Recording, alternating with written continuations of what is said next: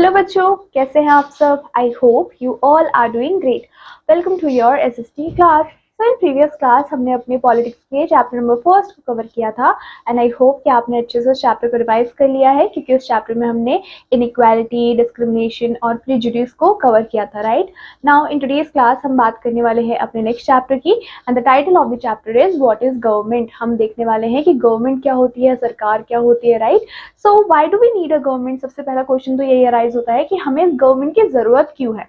So we all live in a very large country. हम सब लोग बहुत ही लार्ज कंट्री में रहते हैं एंड इंडिया में आपको बहुत सारे स्टेट्स और यूनियन टेरिटरीज भी देखने को मिलता है और इसी वजह से हम इसको इंडियन यूनियन के नाम से भी जानते हैं। It is likely a very huge family. हम बोल सकते हैं कि हमारे इंडिया में क्या है, बहुत ही बड़ी फैमिली है, but family with members from different religions, different caste, different languages etc. लेकिन ये जो फैमिली है, इस फैमिली के अंदर भी बहुत सारे लोग हैं जो डिफरेंट रिलीजन के हैं, डिफरेंट कास्ट के हैं, अलग अलग लैंग्वेजेस को बोलते हैं। Right living in a different parts of a house. Right और वो डिफरेंट पार्ट्स में रहते हैं। Now India has a common borders with many neighbouring countries. हमारे इंडिया का क्या है बच्चों? कॉमन बॉर्डर है जो कि वो शेयर करता है हमारे पड़ोसी देशों के साथ, नेबरिंग कंट्रीज के साथ, big and small. The people of our country engage themselves in various type of commercial activities. अब जो हमारे देश के लोग हैं वो क्या करते हैं, वो खुद को बहुत सारे कमर्शियल एक्टिविटीज में इन्वॉल्व करते हैं। फॉर एग्जाम्पल कुछ लोग होते हैं जो एग्रीकल्चर करते हैं, कुछ मैन्युफैक्चर करते हैं, कुछ ट्रेडिंग करते हैं, कुछ कॉमर्स में है। तो हर एक पार्ट में क्या है, हमारे इंडिया के लोग हैं। Every part of the country is link together. अब हर एक कंट्री का जो पार्ट है वो एक दूसरे से लिंक है by the transport and communication network through your railways, through roadways, Airways, और आपके पास बहुत सारे कम्युनिकेशन के कनेक्शंस भी हैं। राइट अगर हम आज के टाइम पे बात करें तो हर किसी के पास मोबाइल फोन है, स्मार्टफोन है, लैपटॉप है। राइट और हर कोई इंटरनेट का यूज करता है एंड थ्रू द कम्युनिकेशन हम एक दूसरे से कनेक्ट हैं। Now farmers grow food for us. अब जो फार्मर्स हैं, जो किसान हैं, वो हमारे लिए फूड को ग्रो करते हैं। जो आर्मी है, आर्मी में सोल्जर्स हैं, वो हमारे बॉर्डर्स को डिफेंड करते हैं और एनिमीज से हमें बचाते हैं। जो इंडस्ट्रीज हैं वो मैन्युफैक्चर करते हैं बहुत ही ह्यूज रेंज ऑफ गुड्स को, जबकि जो शॉप्स हैं और रिटेल्स हैं वो चेन करते हैं और वो सेल करते हैं मार्केट में अपने सामान को। But they all work in a team. लेकिन ये सारे ही लोग एक टीम में एकजुट होकर काम करते हैं under the supervision of government. मतलब कि जो गवर्नमेंट है, जो सरकार है, वही इनको सुपरवाइज करती है। The name of that managing body is the government. अब बच्चों ये जो मैनेज कर रही है सारी चीजों को, तो उस बॉडी का नाम ही गवर्नमेंट है। Right it can make decisions and get things done. हमारी गवर्नमेंट क्या करती है, डिसीजंस को लेती है और चीजों को करवाती है। Every citizen can not individually participate in decision making. तो बच्चों हर एक सिटीजन, हर एक इंडिविजुअल नहीं पार्टिसिपेट कर पाता है डिसीजन मेकिंग में for such larger areas as the country defence, या फिर हम इकोनॉमिक मेजर्स की बात करें या फिर हम एजुकेशन पॉलिसी की बात करें, तो हर एक इंडिविजुअल नहीं कर पाता। इसी वजह से हमारे पास क्या है, हमारे पास गवर्नमेंट है जो हमारे लिए डिसीजंस को लेती है।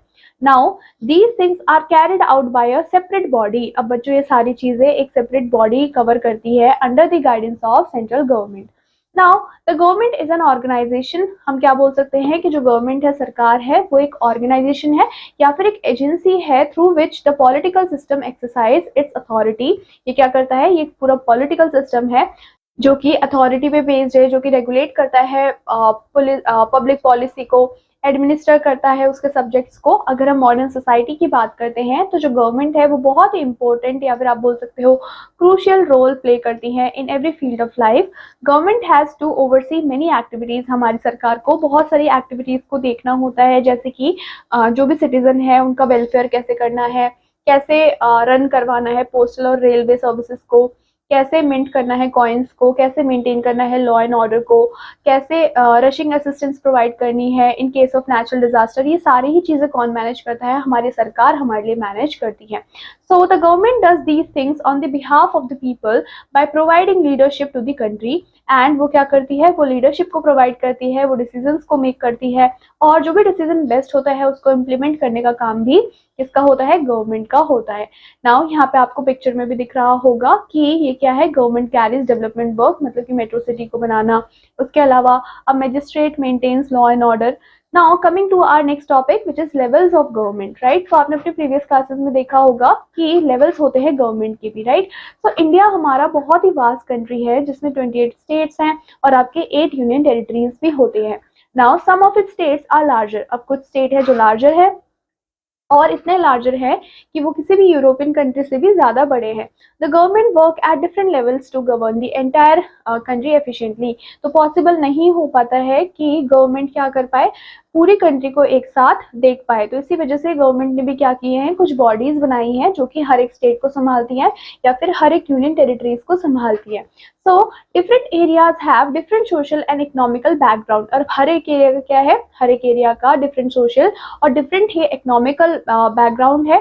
सो जो उनकी नीड्स है, जो उनके गोल्स है, वो भी डिफरेंट ही होंगे। फॉर एग्जाम्पल अगर हम विलेज की डेवलपमेंट की बात करते हैं तो विलेज में अलग चीजों की डेवलपमेंट नीड होगी लोगों को, या फिर डेवलपमेंट करवानी होगी। अगर हम सिटीज और टाउन्स की बात करते हैं तो वहाँ पे अलग डेवलपमेंट होगी। तो on the basis of the need of the people development करवाना होता है। So proper development of such widely different regions is not possible, और इसी वजह से पॉसिबल नहीं हो पाता है। So if a centralised authority has all the decision making power, so अगर हम एक ही बॉडी को बोलेंगे कि, या फिर हम बोल सकते हैं एक ही सेंट्रलाइज्ड अथॉरिटी को हम बोलेंगे कि आपको ही सारे डिसीजंस लेने हैं, तो वो पॉसिबल नहीं है। सो देयरफॉर हमने क्या किया है, एडमिनिस्ट्रेटिव एफिशिएंसी को ज्यादा बढ़ाने के लिए और सक्सेसफुल वर्किंग के लिए हमने डेवलपमेंट किए हैं प्रोग्राम्स के एंड 3 टायर अरेंजमेंट्स के that have been made at the government work, so that कि हमारी जो गवर्नमेंट है वो अच्छे से वर्क कर पाए। अभी जो लेवल्स है वो कौन कौन से हैं जो गवर्नमेंट बनाए हैं, जैसे कि लोकल लेवल है जो कि आपको विलेज लेवल पे देखने को मिलता है, स्टेट लेवल है और आपके नेशनल लेवल भी है। Now the local level covers the villages and towns. अब जो लोकल लेवल है वो किस किस को कवर करेंगे, वो विलेजेस को, टाउन्स को, और जो स्टेट लेवल है वो कवर करते हैं आपके पूरे एंटायर स्टेट को। फॉर एग्जाम्पल अगर हम स्टेट गवर्नमेंट की बात करते हैं तो दिल्ली और यूपी की स्टेट गवर्नमेंट डिफरेंट है, राइट। तो वो अपने स्टेट के लिए ही काम करेंगे, जबकि जो आपकी क्या है बच्चों, विलेज लेवल पे जो आपकी गवर्नमेंट है वो विलेज को क्या करेगी, विलेज को देखेगी, टाउन्स को देखेगी। सो उसके अलावा अगर हम एंटायर स्टेट की बात करते हैं तो बहुत सारे स्टेट्स है, राइट। मैंने आपको जैसे पहले भी बताया कि 28 स्टेट्स है टोटल इन इंडिया। तो बाकी कुछ स्टेट्स के यहाँ पे आपको एग्जाम्पल भी दिए हुए हैं। फॉर एग्जाम्पल यूपी है, वेस्ट बंगाल है, आंध्र प्रदेश है, ये सारे ही स्टेट्स है। और नेशनल लेवल जो रिलेट करता है दैट इज एंटायर कंट्री, मतलब हम अगर नेशनल गवर्नमेंट की बात कर रहे हैं या फिर नेशनल लेवल पे गवर्नमेंट की बात कर रहे हैं तो यहाँ पे हम पूरे एंटायर कंट्री को ही कंसिडर करते हैं। Now coming to our next topic जो कि है laws and the government. So हमारी गवर्नमेंट क्या करती है, लॉज को बनाती है और इंश्योर भी करती है कि वो जो लॉज है वो फॉलो हो रहे हैं। Now the central government represent the whole country, जैसे कि मैंने आपको बताया जो सेंट्रल गवर्नमेंट है वो पूरी कंट्री को रिप्रेजेंट करती है and it is through it's government that a state makes law and enforce these law. और बच्चों यहाँ पे क्या होता है, ये लॉज को बनाते हैं और जो स्टेट्स होते हैं उनको इन लॉज को फॉलो करना होता है। सो देयरफॉर जो सिटीजन होते हैं कंट्री के उनको भी क्या करना पड़ेगा, उनको भी लॉज को फॉलो करना पड़ेगा जो कि गवर्नमेंट ने हमें बना के दिए हैं। सो the government always makes law keeping the best interest of people in view. अब गवर्नमेंट जब भी लॉज को बनाती है तो वो लोगों के पॉइंट ऑफ व्यू से ही उन लॉज को बनाया जाता है। For instance if you want to drive a vehicle, अगर आप गाड़ी चलाना चाहते हैं so you need a driving licence, right. So it is the law, ये क्या है, लॉ है। And laws are made by the government, laws को कौन बनाते हैं बच्चों, गवर्नमेंट बनाती है और एग्जीक्यूट करते हैं by the different agencies. Now the police system की अगर हम बात करें which sees to it that people are driving with a valid licence, तो यहाँ पे हमने क्या किया है, यहाँ पे हमने एजेंसीज को रखा है। फॉर एग्जाम्पल पुलिस सिस्टम, तो पुलिस क्या करेगी, पुलिस आपका ड्राइविंग लाइसेंस चेक करेगी वेदर यू हैव इट और not, right. So it is a government agency. तो इसी तरीके से हमारी जो पूरी गवर्नमेंट है, पूरी जो सरकार है वो काम करती है। Now the government is organised into many public offices, तो गवर्नमेंट को हमने क्या किया है, ऑर्गेनाइज किया है बहुत सारे पब्लिक ऑफिसेज में and all of which have many legal powers, और हर एक ऑफिस की अपनी लीगल पावर होती है and it is through these various agencies that the government discharge its function. So when a traffic inspector check if a driver is carrying a valid license, it is a legal procedure। तो बच्चों यहाँ पे आपको बताया गया है, जैसे कि हमने क्या बोला, हर एक ऑफिसेज है, ऑफिसेज के क्या है, डिफरेंट पावर है, लीगल पावर है जो कि उनके पास है। फॉर एग्जाम्पल अगर इंस्पेक्टर आपसे पूछते हैं कि आपको अपना ड्राइविंग लाइसेंस दिखाना है, so that is the law, आपको दिखाना पड़ेगा, right. So in the absence of laws, अगर हम लीगल पावर की बात करते हैं, the government can not enforce this law. The judiciary is an important organ of the government. अब जो जुडिशरी सिस्टम है वो बहुत ही इंपॉर्टेंट ऑर्गन है हमारी गवर्नमेंट का, हमारी सरकार का, और इनका मेन ड्यूटी क्या होता है कि टू डिफेंड द लॉ। जितने भी लॉज क्या बनाए हैं, गवर्नमेंट ने बनाए हैं, उनको डिफेंड करने का काम किसका होता है, जुडिशरी सिस्टम का होता है।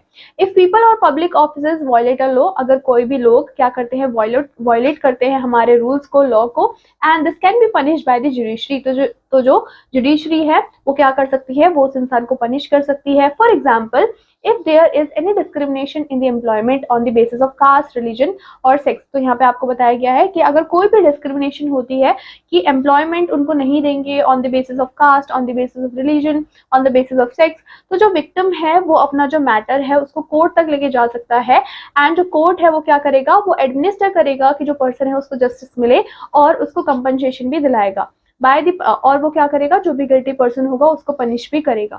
तो ये क्या है, ये हमारे कंट्री का क्या है, जुडिशरी सिस्टम है। Now coming to our next topic, जो कि है categories of the government. So अगर हम कैटेगरीज की बात करते हैं तो हमारी गवर्नमेंट की दो कैटेगरीज हैं। फर्स्ट है आपका सेंट्रलाइज्ड और सेकंड है आपका डिसेंट्रलाइज्ड। नाउ जो सेंट्रलाइज्ड गवर्नमेंट होती है वो क्या करती है, बहुत ही टाइट कंट्रोल रखती है over the government power, and these type of government include monarchy. तो बच्चों इस टाइप की गवर्नमेंट में आपको मोनार्की देखने को मिलता है, डिक्टेटरशिप देखने को मिलता है, ऑथराइजेशन देखने को मिलता है, रूल्स देखने को मिलते हैं। ऑन दी अदर हैंड जो हमारा डिसेंट्रलाइज्ड टाइप ऑफ गवर्नमेंट होता है, इसमें जो पावर होती है उसको शेयर किया जाता है with other, like your village, right, grass root level पे, to a state government, to a central government, right. तो हमने यहाँ पे क्या किया है, हमने यहाँ पे पावर्स को डिवाइड किया है। लेकिन जो सेंट्रलाइज्ड गवर्नमेंट है, हम उसमें अपने पावर को डिवाइड नहीं करते हैं, उसमें एक ही पर्टिकुलर पर्सन के पास सारी पावर्स आपको देखने को मिलती है। This is a structure with each level having its own powers and in function. लेकिन जो डिसेंट्रलाइज्ड गवर्नमेंट है उसमें हमने क्या देखा कि डिफरेंट लेवल्स पे क्या है, डिफरेंट ऑर्गेनाइजेशंस है, एजेंसीज है, गवर्नमेंट है, जो कि क्या करती है, पूरे कंट्री को रन करती है, और हर एक एजेंसीज के पास, हर एक ऑफिस के पास उनके अपने लीगल लॉज होते हैं, पावर्स होते हैं। Now this type of structure is a typical of democracy, और इसी का ये जो हमारा डिसेंट्रलाइज्ड टाइप ऑफ क्या है, गवर्नमेंट है, वही क्या है, वही हमारा स्ट्रक्चर है of democracy. And in a democracy people elect their representative by vote, और डेमोक्रेसी में क्या होता है कि जो लोग होते हैं वही इलेक्ट करते हैं, वही वोट देते हैं और अपने रिप्रेजेंटेटिव को चुनते हैं। Now, the democratic government is ultimately accountable to the people.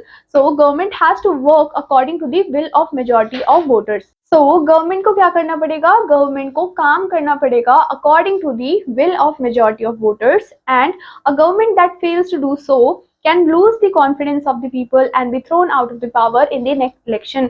और अगर वो लोगों के हिसाब से काम नहीं करेंगे तो होगा क्या कि जो गवर्नमेंट है वो उस टाइम पे जो गवर्नमेंट होगी वो फेल हो जाएगी और वो लोगों का कॉन्फिडेंस भी खो देंगी, और जो नेक्स्ट इलेक्शन होंगे उसमें काफी बुरी तरीके से हार भी जाएंगी। In a democracy people rule indirectly, तो डेमोक्रेसी में जो लोग हैं वही क्या करते हैं, वही राज करते हैं, वही रूल करते हैं इनडायरेक्टली। और now here is a question for you, आप मुझे बताएंगे कि हमारा इंडिया में जो गवर्नमेंट है वो सेंट्रलाइज्ड है या फिर डिसेंट्रलाइज्ड है। That is a question for you. आप इसका आंसर सोचेंगे और मुझे बताएंगे। हमने जस्ट अभी सारे टॉपिक को डिस्कस किया है। Now coming to our next topic, जो कि है democratic and authorization government. Now जो डेमोक्रेटिक गवर्नमेंट होती है इसका मतलब ही क्या होता है कि गवर्नमेंट ऑफ द पीपल, लोगों की ही गवर्नमेंट है, और बाय द पीपल, लोगों ने ही चुना है, और फॉर द पीपल, अपने लिए ही चुना है, right. So a democratic government is that form of government in which people rule themselves. तो डेमोक्रेटिक गवर्नमेंट ऐसे टाइप की गवर्नमेंट है जिसमें जो लोग हैं, जिसमें जो पीपल है ऑफ दैट पर्टिकुलर कंट्री, वो क्या करते हैं, वही रूल करते हैं। Now it is based on 3 basic principles. ये किस पे बेस्ड है, ये 3 बेसिक प्रिंसिपल पे बेस्ड है। That is, first one is individual right, then है equality and liberty, and in a democratic form of government every citizen has a right to participate in the process of government. तो बच्चों यहाँ पे आपको बताया गया है कि जो डेमोक्रेटिक फॉर्म ऑफ गवर्नमेंट होती है उसमें हर एक इंडिविजुअल के पास राइट होता है कि वो जो प्रोसेस ऑफ गवर्नमेंट बन रही है, राइट, जो प्रोसेस है पूरी गवर्नमेंट बनने की, उसमें पार्ट ले सकता है, विच मीन्स कि वोट दे सकता है। हर एक इंडिविजुअल के पास राइट है कि वो वोट दे सकते हैं। Public offices are open to all, जितने भी पब्लिक ऑफिसेज हैं वो सबके लिए ही खुले हैं। It includes an ideal social system, और बच्चों इसमें क्या इंक्लूड होता है, ideal social system aimed at social welfare through the fullest development of the human being. Now in this type of system everyone is equal before the law, right. तो यहाँ पे आपको बोला गया है कि हर एक इंसान क्या है, इक्वल है, and everyone enjoys equal right, और हर कोई अपने राइट्स को इक्वली एंजॉय करेगा, ड्यूटीज को निभाएगा और अपॉर्चुनिटीज को भी एक्सेप्ट करेगा। Now no discrimination is made among citizens, कोई भी डिस्क्रिमिनेशन नहीं होगा किसके बीच में, जो सिटीजन्स के बीच में। एंड जितने भी सिटीजन्स हैं they have the freedom of expression, which means कि अपने वैल्यूज को, अपने जितने भी व्यूज हैं उन सभी को वो एक्सप्रेस कर सकते हैं। नाउ उसके बाद आपको बोला गया है कि ऑथराइजेशन गवर्नमेंट क्या होती है, ये उस टाइप की गवर्नमेंट होती है जो कि बेस्ड होती है फोर्स में and not on the people choice. यहाँ पे जो लोग हैं उनकी कोई भी चॉइस नहीं होती है, इनको फोर्सफुली बोला जाता है कि आपको ये चीज करनी ही पड़ेगी, आपको इन रूल्स को फॉलो करना पड़ेगा। जो अनदर नेम होता है इस गवर्नमेंट का, उसको हम डिक्टेटरशिप के नाम से भी जानते हैं, in which people have no share in the process of government. और ये इस टाइप की गवर्नमेंट होती है जिसमें लोगों का कोई भी शेयर नहीं होता, लोगों का कोई भी पार्टिसिपेशन नहीं होती in the process of government. And such government does not accept the principles of political equality और फ्रीडम ऑफ एक्सप्रेशन। तो बच्चों इस टाइप की जो गवर्नमेंट होती है उसमें ऐसे कोई भी प्रिंसिपल्स नहीं होते हैं, या फिर हम बोल सकते हैं कि ये एक्सेप्ट नहीं करते हैं प्रिंसिपल्स ऑफ पॉलिटिकल इक्वालिटी या फिर फ्रीडम ऑफ एक्सप्रेशन को, विच मीन्स कि आप अपने जो व्यूज हैं, जो आइडियाज हैं उनको एक्सप्रेस नहीं कर सकते। People do not have any say in the formation of government and all the activities in the country are controlled by the central authority. और लोगों के पास कोई भी राइट नहीं होता है, राइट, और सारे जितने भी एक्टिविटीज हैं उनको कौन कंट्रोल करेगा, central authority. Now the government has unlimited power, जो गवर्नमेंट है उनके पास ही सारी पावर है। एंड जो सेंट्रल अथॉरिटी होती है वो पोसेस करती है एब्सोल्यूट सोवरेनिटी को and access its power as it wishes, मतलब कि अपने अकॉर्डिंग क्या करते हैं, वो अपने अकॉर्डिंग ये सारे डिसीजंस को लेते हैं, उनको फुलफिल करते हैं। जो लोगों के व्यूज हैं उनको नहीं सुना जाता है। But this type of government has some advantages, लेकिन ये जो टाइप की गवर्नमेंट है उसके कुछ एडवांटेजेस भी हैं। Like it is said to be efficient and capable of taking quick decisions. तो यहाँ पे क्या बोला गया है कि जब भी आपको कोई भी डिसीजन लेना होता है तो पावर तो एक ही इंसान के पास है, तो वो बहुत जो डिसीजन मेकिंग है वो काफी क्विक हो जाती है। जबकि जो डेमोक्रेटिक गवर्नमेंट है उसमें आपको हर एक इंडिविजुअल की सुननी पड़ेगी जो भी पावर में है, राइट। तो हमने क्या देखा, स्टेट गवर्नमेंट के पास कुछ पावर है, सेंट्रल गवर्नमेंट के पास कुछ पावर है, विलेज लेवल पे पावर्स है, तो हमें सबसे ही क्या करना पड़ेगा, सबसे पूछना पड़ेगा। लेकिन यहाँ पे अगर हम देखें तो डिक्टेटरशिप में ऐसा नहीं है। Now it is said to provide strong and stable government, और ऐसा बोला भी जाता है कि जिसमें हमें ऑथराइजेशन गवर्नमेंट देखने को मिलती है वो बहुत ही ज्यादा स्ट्रॉन्ग और स्टेबल गवर्नमेंट भी रहती है। But such justifications ignore the fact, पर ये जो जस्टिफिकेशन है वो एक फैक्ट को इग्नोर कर देती है कि जो कॉमन पीपल है have no say in day-to-day government, they have no power to decide how to live their lives। लेकिन जो कॉमन लोग हैं, जो आम जनता है, उनके पास कोई पावर ही नहीं रह जाती कि वो डिसाइड कर पाए कि उन्हें अपनी लाइफ कैसे जीनी है। तो इसी वजह से इस टाइप की गवर्नमेंट बिल्कुल भी अच्छी नहीं होती है, right. Now coming to the pictures, यहाँ पे आपको पिक्चर दिया हुआ है सुप्रीम कोर्ट ऑफ इंडिया का और election campaign in a democracy. Then coming to, do you know, क्या आपको पता है prime minister is the real head of central government and chief minister is the real head of your state government. तो यहाँ पे आपको दो government के बारे में बताया था मैंने। फर्स्ट था आपका सेंट्रल गवर्नमेंट, तो सेंट्रल गवर्नमेंट का हेड कौन होता है, that is PM, prime minister, और जो स्टेट गवर्नमेंट है उनके हेड होते हैं चीफ मिनिस्टर, राइट। तो आप मुझे बताएंगे कि आपके स्टेट के सीएम और पीएम कौन है, that is a homework. Coming to our next topic जो कि है democratic government. So in a democracy, it is the people who have the right to elect their representative। तो पूरे चैप्टर में हम क्या बोलते हुए आ रहे हैं कि डेमोक्रेसी में क्या होता है, लोगों के पास राइट होता है, उनके पास चॉइस होती है कि वो इलेक्ट कर सकते हैं अपने रिप्रेजेंटेटिव्स को। एंड ओनली अडल्ट मेल और female who have attend the age of 18 years have the right to vote in this election. और जब भी इलेक्शन होते हैं तो जो भी यंग अडल्ट हैं, या फिर हम बोल सकते हैं कि ऐसे मेल और फीमेल जिनकी एज 18 ईयर्स से अबव है, वो बहुत इजीली वोट दे सकते हैं इलेक्शंस में। If the voters elect able persons as their representative, the government functions well. Now the democratic government however is the government of people, क्योंकि जो डेमोक्रेटिक गवर्नमेंट है वो कैसी है बच्चों, वो गवर्नमेंट है लोगों की। And if the voters select good representative, मतलब कि अगर जो वोटर्स हैं, जो हम लोग हैं, अगर हम अच्छे रिप्रेजेंटेटिव को चुनते हैं तो जो गवर्नमेंट है वो भी अच्छे से फंक्शन करेगी। विच मीन्स कि अगर गवर्नमेंट अच्छे से फंक्शन नहीं करी है, दैट इज योर रिस्पॉन्सिबिलिटी, क्योंकि वोट आपने दिया है, right. So if the selected representative are corrupt, अगर जो आपने रिप्रेजेंटेटिव सेलेक्ट किए हैं या फिर जो आपने पार्टी सेलेक्ट की है वो करप्ट है, वो इनकॉम्पिटेंट है, तो जो गवर्नमेंट होगी वो भी करप्ट ही होगी और इनएफिशिएंट ही होगी। तो इन सारी चीजों में गलती किसकी है? गलती है हमारी, क्योंकि हमने ही अपनी गवर्नमेंट को चुना है, राइट। सो अ डेमोक्रेटिक गवर्नमेंट फंक्शंस वेल। अब जो डेमोक्रेटिक गवर्नमेंट होती है वो अच्छे से फंक्शंस करती है कब? जब सिटीजन अवेयर होते हैं अपने राइट से एंड अपनी ड्यूटीज से, विच मीन्स कि बहुत सारे ऐसे लोग हैं जिनको आज भी अपने राइट्स के बारे में नहीं पता है, अपनी ड्यूटीज के बारे में नहीं पता है, बट अगर हमें राइट्स और ड्यूटीज पता होंगी तो हमारी जो गवर्नमेंट है वो भी अच्छे से काम करेगी। Now citizens have to be vigilant in a democracy. Now जितने भी सिटीजंस हैं उनको अवेयर रहना चाहिए regarding the democracy and they often have to take important decisions if they possess educate knowledge. अगर उनके पास एडुकेट नॉलेज होगी तो जो प्रॉब्लम्स है कंट्री की या फिर रीजन की वो भी सॉल्व हो जाएंगी।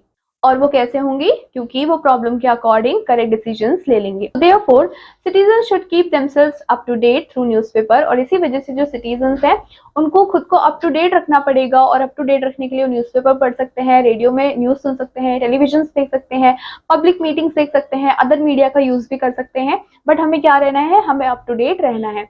In a democracy every citizen has the freedom to express his views. अब हमने क्या बोला था? हमने चैप्टर के स्टार्टिंग में बोला था कि हर एक पर्सन को क्या है बच्चों?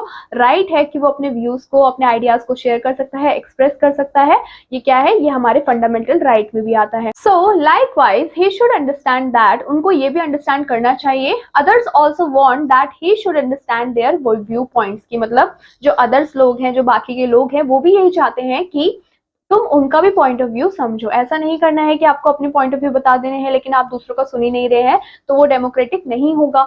Even the views of a opponent should be heard patiently. जो भी आपके अपोजिट खड़ा है, अपोनेंट है, आपको उसके व्यूज को भी बहुत पेशेंटली सुनना है। इन अ गुड डेमोक्रेसी अगर हम देखें तो जो व्यूज होते हैं अपोजिशंस के, उनको रिस्पेक्ट के साथ ट्रीट करना है। एंड जो सिटीजंस है उनके पास राइट है कि वो कंसिडर कर सकते हैं, consider the working of government and to criticise its फॉर इट्स मिस्टेक। मतलब कि हमारे पास इतना राइट है कि अगर कोई भी गवर्नमेंट अच्छे से काम नहीं कर रही है तो हम क्वेश्चंस कर सकते हैं, हम उनको क्रिटिसाइज कर सकते हैं, but respectfully, right. Now but in doing so they should follow lawful and peaceful methods. अगर आप क्या कर रहे हो?